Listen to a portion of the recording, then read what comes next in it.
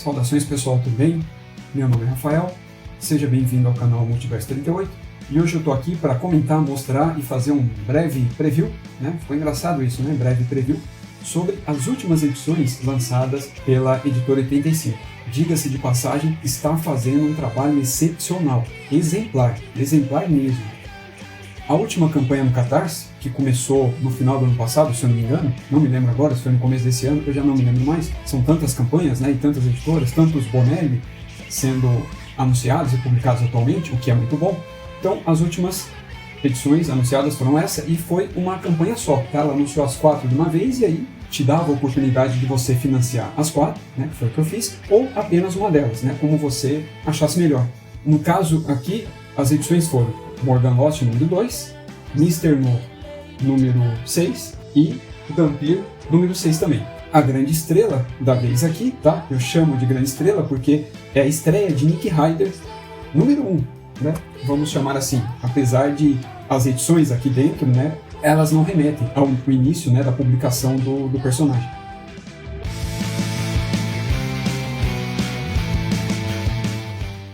Eu vou começar com o Nick Ryder, tá? Como eu havia dito, para mim ele é estrela por ser o material mais aguardado, tá? Dentre esses 4, não porque ele é superior, né? Longe disso. Em termos de qualidade, os 4 aqui se equivalem. É que ele havia sido publicado aqui, tá? No começo dos anos 2000, que eu me lembro, eu não sei se houve publicações anteriores a essa data. Foi publicada também dentro de uma edição especial, né? Também nos anos 2000 pela Mitos, que compilava.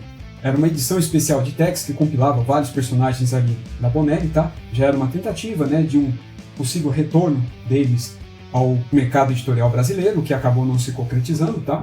Mas ainda em 2018, a Mitos tentou novamente publicar Nick Ryder e lançou uma minissérie em 4 edições, que na verdade elas, né, seriam os primeiros 4 números, e o objetivo era que fosse dada, né, continuidade aí do número 5 em diante, mas não foi o que aconteceu, né? Segundo a justificativa da própria editora, o material não vendeu o esperado, né, para merecer uma continuação, tá? Então acabou ficando nessas 4 edições que compõem uma minissérie que é possível ser encontrada ainda hoje, né?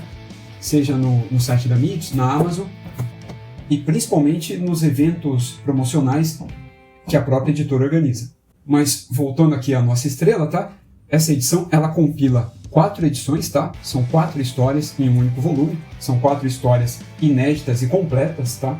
A princípio, uma não depende da outra para concluir, não há uma continuidade entre elas e com certeza, né, não há uma continuidade entre edições, tá? Essa é uma das propostas, só que como eu havia dito antes, e algo que eu acho muito interessante e pertinente, né, nas publicações da Editora 85, é a orelha, né, que mostra aqui as capas, né, da edição. Então, como você pode ver, a gente não está aqui na número 1. Ela deu, assim como ela fez com as outras publicações, seja do Dump, né, ou outros personagens, e assim também como outras editoras fizeram, ela não começou a republicar, né, desde o número 1. Essas editoras costumam não começar por republicações, e sim títulos novos. Para daí, futuramente, se houver uma demanda, aí sim ela passa a republicar o material e assim por diante, tá? Então aqui ela vai compilar as edições 27 e 29, tá? Percebam que não há, né, uma sequência, e daí ela pula para as edições 31 e 32. A publicação segue uma ordem cronológica, mas ela não segue à risca, né, todas as edições propriamente ditas, tá? O importante aqui é publicar o material inédito e continuar de onde foi parado anteriormente, antes até das publicações, né, quando a Mitos tentou retornar em 2018. Qual que é a pegada aqui de Nick Ryder, tá? Eu pretendo ainda fazer um review, assim que eu terminar de ler a edição, mas eu já adianto para quem nunca leu, né, qual que é a história aqui, né? Na verdade, qual que é a proposta, né, desse tipo de publicação. Então, para quem já leu Julia Kendall, né, é um tipo de história policial, tá, que foca sempre na investigação e que no final sempre há alguma reviravolta, alguma coisa que você não esperava, né, em relação a um determinado caso, a uma linha de investigação que estava sendo seguida aqui e que ela sempre acaba te pegando de surpresa. A isso, tá, a todo esse tema policial, né, sério, você também mistura ao clima e ao humor de filmes policiais dos anos 80. Essa publicação ela começou ali no finalzinho dos anos 80, começo dos anos 90, e ela abarca toda essa época, todo esse espírito, né, dos anos 80, ainda nem tinha, né, terminado de passar. No começo dos anos 90, nós, né, no começo dessa época, ainda vivíamos muito, né, da cultura e do entretenimento dos anos 80. Então você tem todo aquele senso de humor daqueles filmes e séries da década, né? Então eu costumo dizer que Nick Ryder é uma mistura de Julia Kendall com um tira da pesada. O parceiro do Nick, ele é inspirado, assim, né, claramente, abertamente, no Axel Foley, né, pelo menos em parte, que é o personagem, né, que aparece nesse filme do Ed Murphy. Então, para quem tem interesse em saber, né, do que se trata, saiba que a melhor definição, pelo menos a que eu encontrei, seria essa, tá? É uma história policial séria e pesada, só que diferentemente, né, da Julia Kendall, aqui as pitadas de humor é que dão essa quebrada. Mas ele não é um tipo de humor escrachado como acontece no Dylan Dog, por exemplo, tá? O parceiro, ou melhor, os parceiros dele, porque a gente tem aqui uma gama de personagens, né, que compõem a agência aqui onde o Nick Ryder trabalha, eles não são, principalmente o parceiro dele, que corresponde ao Axel Foley, eles não são alívio cômico, eles são personagens mesmo, só que alguns deles têm esse jeito mais engraçado, né, de ser e de conduzir o trabalho e a própria vida pessoal. E é isso que dá o tom da série. Diferente do próprio Nick Ryder, que tem um jeito, né, um pouco mais sério de conduzir as coisas.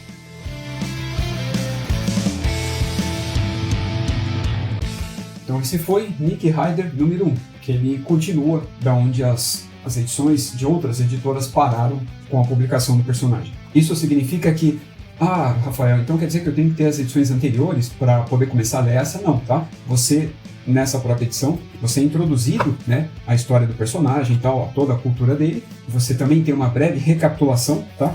Acerca das edições onde havia sido parado, para daí sim você dar continuidade às histórias dessa edição. Então, esse lance de, eu não tenho as edições anteriores, não tenho como conseguir agora, não serve como desculpa, tá? Dá pra você pegar ela e já começar e se divertir, que eu garanto, pra quem gosta do gênero policial, tá? Pra quem gosta, com pitadas de comédia, né? E que remete bastante ao gênero policial de filmes e séries dos anos 80 e até 70, em alguns casos, então ele é muito recomendado, tá? Agora, pra quem detesta gênero policial, e principalmente aqueles que mesclam ação, investigação e comédia, então não seria indicado para essa pessoa. E quem quiser também pegar o material mais antigo, as 4 edições da Mitos, né, como eu já mostrei aqui, elas ainda estão disponíveis, tá?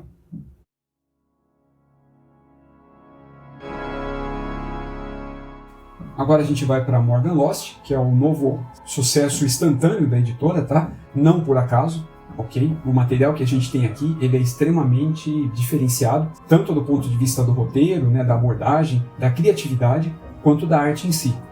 Diferentemente das outras publicações, a gente não tem aqui um material voltado para um público infanto-juvenil ou leitores que estão habituados a lerem, né, quadrinhos de super-heróis, né, Disney e assim por diante. Tá? Aqui é um tipo de leitura mais pesada, né, mais densa, e que tem uma proposta estética totalmente ligada à história, que é a questão das cores aqui. Ela está na edição 2, mas ainda é possível você comprar tanto pelo site da editora e até nas campanhas, né, de Catarse. Sempre quando há uma nova campanha, você consegue comprar todos os números anteriores de todo o catálogo da editora, tá? Se você quiser, é só você conversar, né, com o editor, com o Leonardo, da editora 85. Diferentemente da Nick Ryder, Dumping, né, e outras publicações, essa daqui ela compila apenas 2 histórias, tá? Podendo ser as duas para compor um arco, ou não, 2 histórias separadas dentro de uma mesma edição.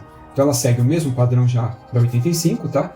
Uma orelha, um editorial, e aí aqui a gente já começa, tá? Com a imagem que faz parte da proposta da publicação. Bom, como eu havia dito, a gente tem um material aqui que ele não é voltado para o público juvenil, tá? Então ele tem cenas aqui de nudez, né, sexo, uma temática, né, mais adulta, que envolva assassinatos, né, serial killer e assim por diante. Em relação à estética, né, a parte visual da obra, qual que é o diferencial dela, ou por que ela é assim, né, em 2 cores? A ideia é que a gente enxergasse da mesma forma que o protagonista enxerga.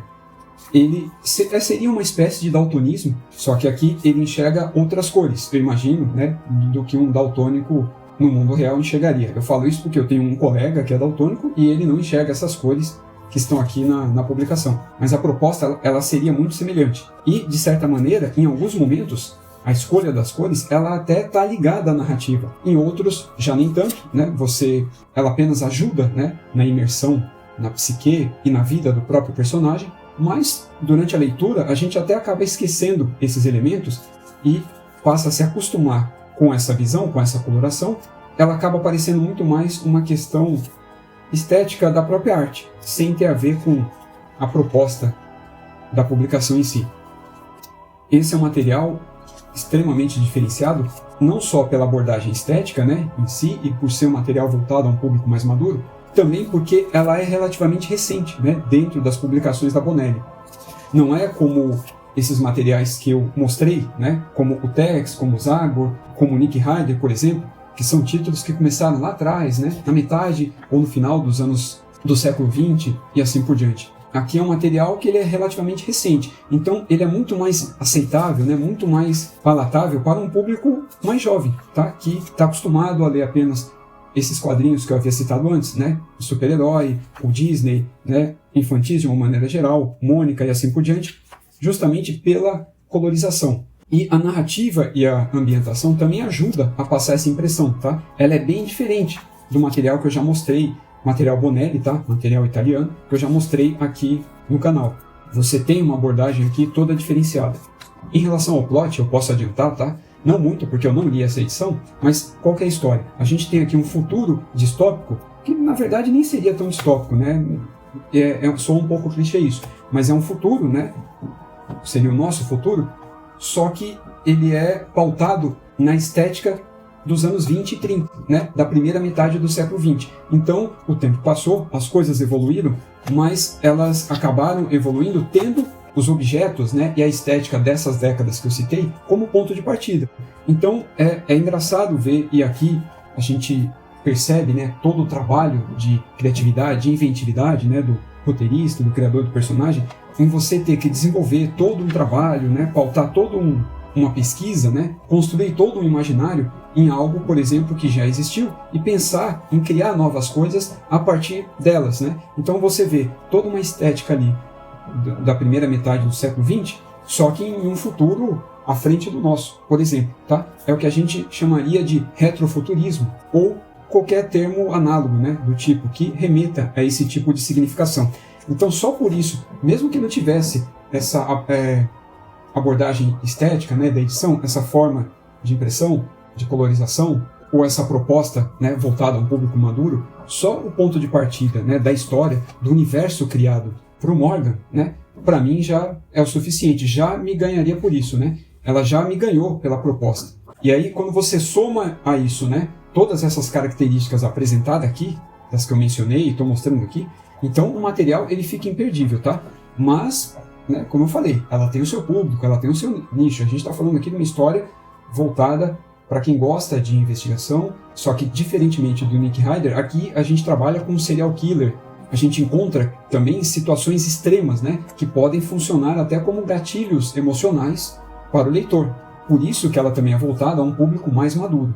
Mas é um material excelente, tá? Se você quiser experimentar apenas um material da editora para saber se vai continuar comprando, então eu recomendo esse aqui.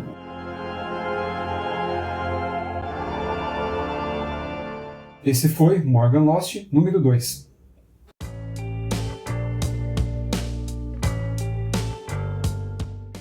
Dando continuidade aos últimos lançamentos da editora, então a gente tem aqui o Dhampir número 6, tá? Eu recomendo bastante essa publicação para quem gosta de terror, que é um terror da Bonelli, mas ele é bem diferente daquele terror que a gente costuma acompanhar nas publicações do Dylan Dog. Aqui não tem nada de comédia, tá? O elemento cômico, ele quase não existe aqui. A base da história, ela está relacionada, né, a mitologia do vampiro, do vampirismo, só que ela não segue um clichê, né? Você não vai encontrar aqui mais uma história sobre vampiro e assim por diante. Eu diria que o Dhampir, né, isso é uma opinião minha, tá? Muitos podem discordar de mim, mas o Dhampir, ele seria um Blade da Bonelli, uma espécie de vampiro morto-vivo, que não é um morto-vivo, e que ele caça e luta contra vampiros e outras espécies aí sobrenaturais, ou é que eu não quero revelar características do enredo, justamente para que a pessoa, né, tenha a surpresa na hora de ler. Mas o que eu posso dizer é que as tramas elas são muito boas, tá? E é um quadrinho para quem gosta do gênero terror, então já fica aí avisado. A violência aqui, em alguns momentos, ela também é extrema, seria também voltada, né, para um público mais maduro, não no nível do Morgan Lost, mas também. E o resgate histórico aqui que os autores fazem nas histórias, ele é impressionante, tá? E ela também tem uma dessas funções, assim como o Martin Mister, ou algumas edições do próprio Tex, né, escrito pelo Manfred, o próprio Mágico Vento, ou qualquer obra desse mesmo autor. As histórias do Dhampir também tem, ou Dhampir, né, dependendo aí da forma como você falar, ela também tem esse resgate, né, toda essa contextualização histórica. Aqui a gente vai ter 4 edições, tá, da italiana. Aqui ela está sendo publicada na sequência, pela 85, tá? Começou ali com a número... Na verdade, a editora 85 começou em 2018, se não me engano, com a número 4, depois ela passou republicando, tá? A número 1, 2, 3, aí agora 5 e 6, tá? Essa daqui foi a última do personagem. Então, essa edição, ela compila os números 21 e 22, e 23 e 24 da edição italiana. Assim como os outros títulos da Bonelli, tá? As edições elas são isoladas, uma não depende da outra para que haja continuação. Você pode começar por essa e não comprar as anteriores e passar a comprar a partir dessa, ou comprar as anteriores, tá? Elas ainda estão disponíveis no site da 85. Ela tem uma abordagem mais tradicional dentro dos títulos da Bonelli. O desenho ele remete bastante ao que a gente já vê nos títulos e publicações da editora. Mas lembrando que aqui a pegada, né, a abordagem, ela está muito mais ligada ao horror, ao terror propriamente dito. Eu diria que aqui ela é mais voltada ao horror do que o terror. O terror estaria mais próximo ao que Dylan Dog faz, só que o Dylan Dog é também um terror diferenciado, né? Um tipo de terror mais onírico, né, que pende mais para o surrealismo. E o interessante das histórias, né, do Dhampir, o que me chamou a atenção da primeira vez que eu li, foi justamente essa questão da contextualização, né, de cada uma se passar em uma época, em um determinado contexto, a ponto de o mais importante ser a história e o momento histórico em si, e não tanto o personagem. A edição, por exemplo, número 4, que foi a primeira da edição da editora 85, ela se passa, né, em um contexto histórico e geográfico bem dramático, né, principalmente na segunda história. E é algo que me chamou bastante atenção, né? E a história é espetacular. E em momento algum, o protagonismo ali fica por conta do personagem principal da revista. Isso que é interessante. Isso é o que diferencia bastante, né, o título de outros do gênero. Ainda sobre aquela edição, aí a terceira e a quarta história, que aí sim uma é a continuação da outra, ela remete ao mito criado em torno do compositor e cantor, né, e músico de blues, Robert Johnson, sobre ele ter vendido a alma dele, né, ao diabo e tal. E aquela história é simplesmente espetacular. Depois que eu vi aquilo, eu fiquei completamente assim encantado, né, pela história do personagem. Eu já tinha lido antes, tá? Mas eu não cheguei na época em que o título começou a ser publicado, também no começo dos anos 2000, eu não cheguei a ler naquela época. Eu li muito tempo depois, se eu não me engano, em 2005, 2006, 2007, não lembro agora, mas em scan, né? E tudo que eu tinha lido de Dhampir foi tudo em scan. Então, só a partir da número 4, em 2018, quando a editora 85 lançou, que eu passei a ler a versão impressa ou Dhampir propriamente dito.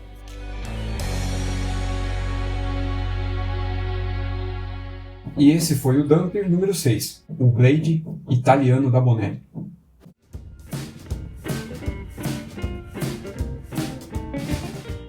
E para concluir, a gente tem agora o número 6 de Mr. No Especial. A edição ela é muito semelhante ao que é publicado na Itália. Então ela é publicada aqui em um volume único, tá? Com uma história fechada, tá? Que começa e termina aqui.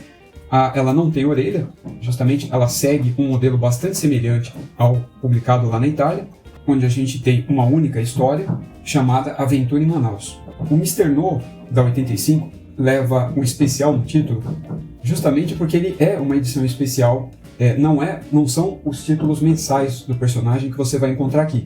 Quem publica os títulos mensais dele é a editora Red Dragon, tá? Então, justamente, não confundir, porque são linhas editoriais diferentes, ok? Aqui são as publicações, tá, da Mr. No Especial, que não tem nada a ver, não são republicações ou compilações da Mr. No mensal, tá? São duas coisas diferentes e duas propostas diferentes. Talvez isso agrade para quem nunca leu, né, em saber que o escritor e criador do Mister No nada mais é do que o próprio Sérgio Bonelli, tá? O criador do Zago e escritor inicial do Zago é quem escreveu criou, né, e escreveu por muito tempo o próprio Mister No também. Então, para quem é fã do criador do Zago, da forma dele, né, de narrar, de compor as histórias e a ação propriamente dita, então eu acredito que vá simpatizar com o que a gente vê aqui. Só que é uma abordagem completamente diferente, tá? Não tem nada a ver com o Zago, as histórias dele se passam no nosso tempo, a proposta ela é completamente diferenciada, tá? Mas é muito boa mesmo. Há quem é muito mais fã do Mister No do que do próprio Zago.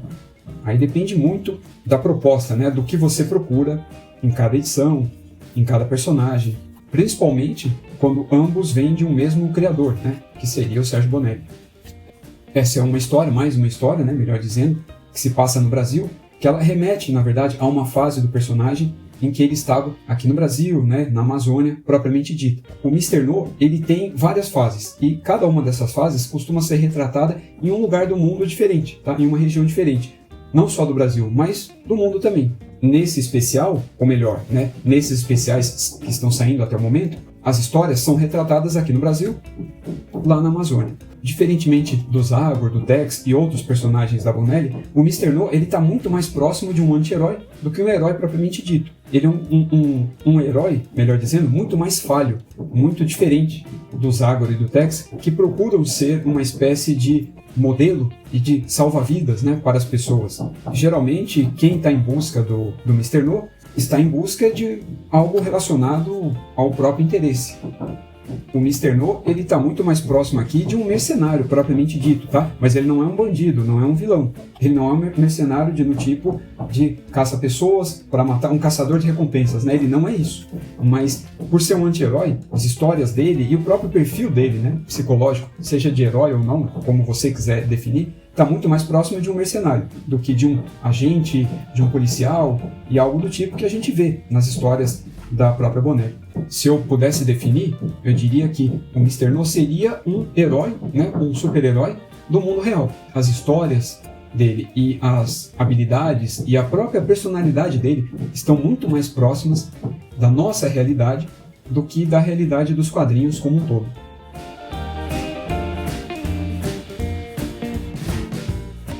E esse foi o Mister No número 6. Então foi isso, pessoal. Esse foi mais um previewzaço dos últimos lançamentos, tá? E para quem espera uma indicação, obviamente eu indicaria todos pela qualidade.